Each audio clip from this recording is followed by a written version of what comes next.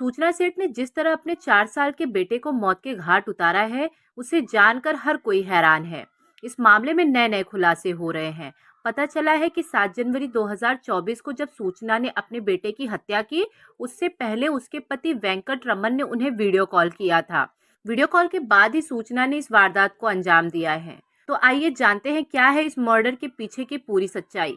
उससे पहले यदि आप चैनल पर नए हैं तो चैनल को सब्सक्राइब करना ना भूलें और बेल आइकन को प्रेस कर दे, जिससे लेटेस्ट वीडियो की जानकारी आप तक पहुंचती रहे। बेंगलुरु की स्टार्टअप कंपनी की सीईओ सूचना सेठ ने अपने 4 साल के बेटे की हत्या का प्लान किया था।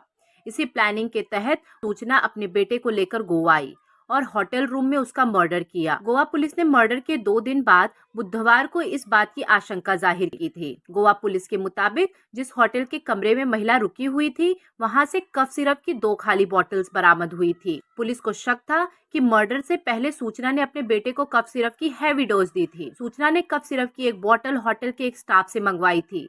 सूचना ने कहा था कि उसे खांसी है। इधर बच्चे की पोस्टमार्टम रिपोर्ट भी सामने आ चुकी है। कर्नाटक के हिरियूर सरकारी अस्पताल के डॉक्टर कुमार नाइक ने बताया है कि बच्चे की हत्या गला घोटकर की गई है।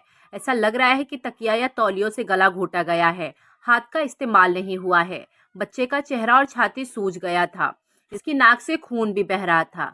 बच्चे की मौत पोस्टमार्टम से करीब 36 घंटे पहले हुई थी। बेंगलुरु की startup company mindful AI lab की फाउंडर और सीईओ सूचना 6 जनवरी को गोवा के एक ग्रैंड होटल में अपने बेटे के साथ आई थी। सोमवार यानी 8 जनवरी 2024 को उसने होटल से चेकआउट किया था। वह टैक्सी से बेंगलुरु के लिए निकली थी। इधर होटल स्टाफ सूचना का रूम साफ करने गए तो होटल से सना तौलिया देखा। इसके बाद गोवा पुलिस को जानकारी दी गई।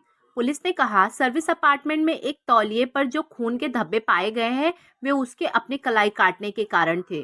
पुलिस के मुताबिक अपने बेटे की हत्या करने के बाद सीईओ ने शव को एक बैग में भरा और सोमवार को टैक्सी से बेंगलुरु के लिए रवाना हो गई।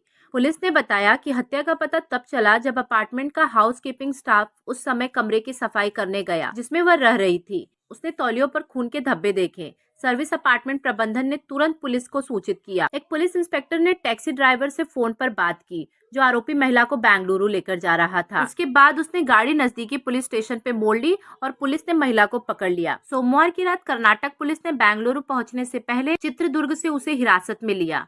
मंगलवार 9 जनवरी को गोवा पुलिस ने सूचना को गिरफ्तार किया। गोवा की मापुसा कोर्ट में उसे 6 दिन के लिए पुलिस हिरासत में भेजा गया। पुलिस के मुताबिक सूचना पश्चिम बंगाल की रहने वाली है।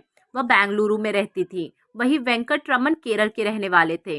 दोनों की 2010 में शादी हुई थी। वेंकट रमन एक एआई डेवलपर हैं। 2019 में सूचना ने एक बेटे को जन्म दिया।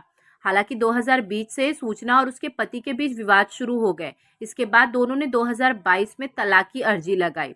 कोर्ट ने आदेश दिया कि सूचना के पति अपने बच्चे से हर रविवार को मिल सकते हैं। हालांकि सूचना यह नहीं चाहती थी कि उसका पति अपने बेटे से मिले। पुलिस को शक है कि इसी वजह से सूचना ने अपने बेटे की हत्या की होगी। घटना के वक्त सूचना का पति वेंकट रमन इंडोनेशिया में था। मीडिया रिपोर्ट्स में दावा किया जा रहा है कि 7 जनवरी को वेंकट रमन ने वीडियो कॉल पर अपने बच्चे से बात की थी। इसके बाद सूचना ने बेटे का मर्डर किया। गोवा पुलिस के बुलाने पर वेंकट 9 जनवरी को कर्नाटक के चित्रदुर्ग आया। उसकी सहमति के बाद बेटे के शव का पोस्टमार्टम किया गया। वेंकट रमन बुधवार यानी 10 जनवरी 2024 को अपने बेटे का शव लेकर चित्रदुर्ग से बेंगलुरु पहुंचा। बेंगलुरु के हरिश्चंद्र घाट पर उसका अंतिम संस्कार किया गया। गोवा पुलिस के मुताबिक 8 जनवरी को होटल की तरफ से उन्हें घटना की जानकारी मिली। पुलिस ने सीसीटीवी चेक किया जिसमें सूचना अपने बेटे के साथ होटल में आती दिखती है। हालांकि चेकआउट के वक्त वह अकेली थी। इसके बाद गोवा पुलिस हरकत में आई। होटल के स्टाफ ने पुलिस को बताया कि सोमवार यानी 8 जनवरी को सूचना अपने कमरे से अकेले बाहर निकली और बेंगलुरु के लिए टैक्सी बुक करने को कहा। स्टाफ ने महिला से कहा कि कैब का किराया ज्यादा होगा। उसने सूचना को फ्लाइट से बेंगलुरु जाने की सलाह दी। हालांकि वह टैक्सी से ही जाने की जिद कर रही थी। स्टाफ ने टैक्सी बुलाई और सूचना उसमें अपना सामान लेकर बेंगलुरु के लिए निकली। गोवा पुलिस ने टैक्सी ड्राइवर को फोन किया और सूचना से बात करवाने को कहा। पुलिस ने सूचना से अपने बेटे के बारे में पूछा। सूचना ने दावा किया कि उसका बेटा गोवा में ही एक रिश्तेदार के घर पर है। सूचना ने एक पता भी बताया जो फर्जी निकला। इसके बाद गोवा पुलिस का शक और पक्का हो गया। पुलिस ने टैक्सी ड्राइवर को तुरंत नजदीकी पुलिस स्टेशन पर जाने के लिए कहा। टैक्सी ड्राइवर सूचना को लेकर कर्नाटक के चित्रदुर्ग पुलिस स्टेशन पहुंचा। वहां उसके बैग में बच्चे का शव मिला। इसके बाद कर्नाटक पुलिस ने सूचना को हिरासत में ले लिया। सूचना सेठ की लिंक प्रोफाइल के अनुसार वह एक आर्टिफिशियल इंटेलिजेंस एथिक्स एक्सपर्ट और डेटा साइंटिस्ट है। उसके पास डेटा साइंस और एआई में काम करने का 12 साल का अनुभव है। सूचना साल 2021 में एआई एथिक लिस्ट में 100 प्रतिभाशाली महिलाओं की लिस्ट में शामिल थी। इसके अलावा वह डेटा एंड सोसाइटी में मोजिला फेलो, हार्वर्ड यूनिवर्सिटी के बर्कमैन क्लेन सेंटर में फेलो और रमन रिसर्च इंस्टीट्यूट में रिसर्च फेलो रह चुकी हैं।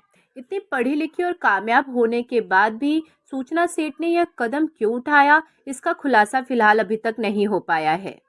धन्यवाद।